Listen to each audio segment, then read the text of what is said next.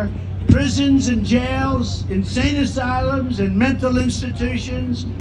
They're emptying them out into your state, but they're emptying out into all 50 states. They're coming in, and there's no such thing as a border state anymore. That border is so meaningless. They just walk right through. They go right through the so-called border states, and they end up in Iowa. They end up in Idaho. Remember when Joe said it's great to be in Idaho, and he was in Iowa? He always does that. If I ever did that, it would be over. They'd say that's the end of his political career. He's cognitively impaired. Oh, no. You know, I had a second test. I aced it. I aced both of them. Not easy to ace. Biden should have a cognitive test, number one. They say it's unconstitutional. That's a good excuse. He should have a cognitive test, and before the debate in 2 weeks, he should take a drug test, because I'm willing to take it.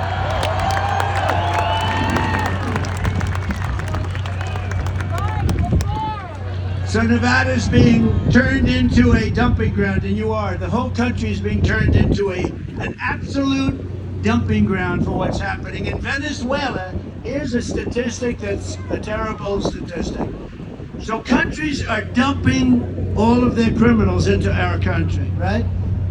And also some people that are not criminals but are not productive. They're not going to be productive. They're not exactly going to make America great again. And they're coming in here in huge waves in the caravans. A name I think I came up with a lot of good names. Like Crooked Joe. Used to be Crooked Hillary, I took it off. Now we call her Beautiful Hillary. Because we don't care anymore about that. We call it, because what was better, Crooked Joe or Sleepy Joe? Well, okay, let's have a poll.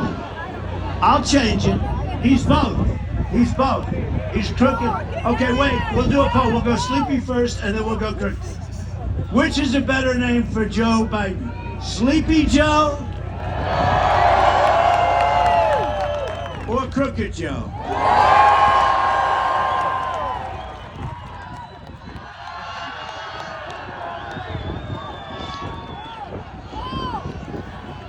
So in Venezuela, they took all of their criminals, a very heavily crime-ridden country.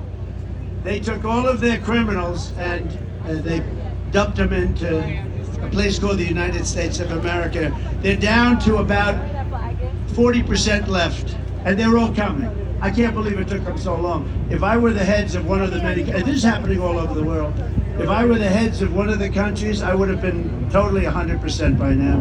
Their crime rate they just announced is down 72%. So their crime. So next year what we'll do is we'll meet in Venezuela, because it's going to be a lot safer.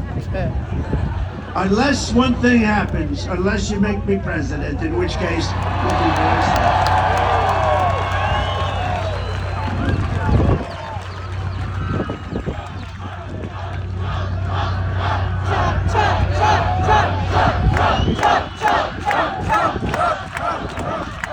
So last year, it's terrible. You know, this is as far as look at all the fake news back there. Look at all this fake news.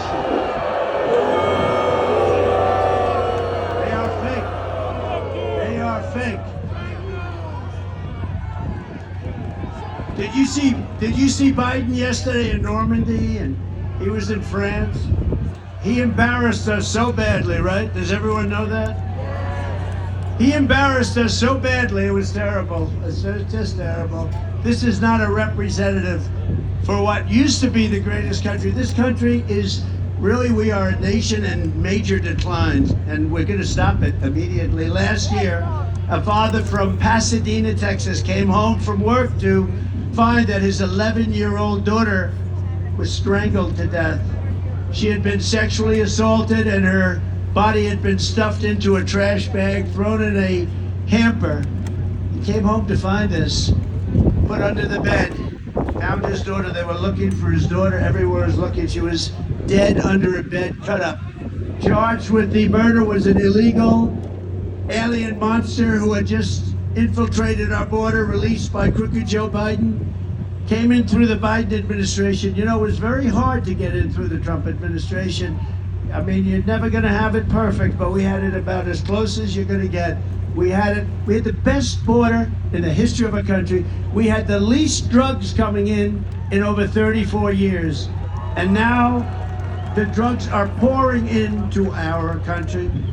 But they let this monster loose to prey on innocent